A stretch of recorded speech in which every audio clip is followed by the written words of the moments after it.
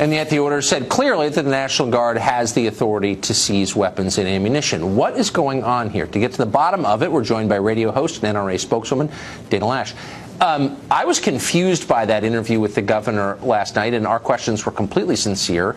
Are you planning to do this? The order seemed to me as a non-attorney to give power to the National Guard to do this. What exactly is the truth? Do you know?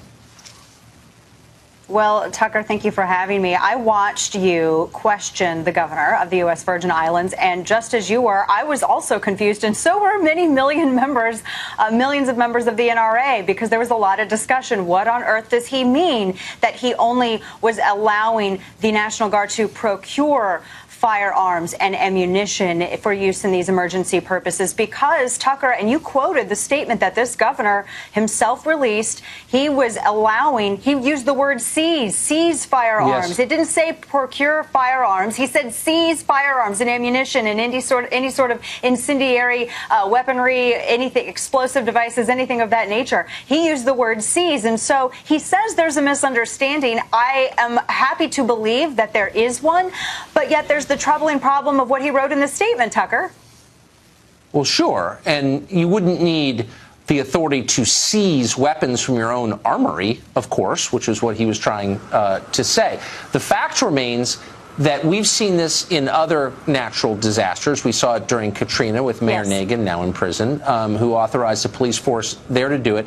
And I guess what bothers me most is that it really is confirmation that a lot of the pro-Second Amendment people have a right to be a little bit paranoid about gun registration. If governments are going to use natural disasters as a pretext for violating your Second Amendment rights, like maybe you're not paranoid. Maybe the concerns are legitimate.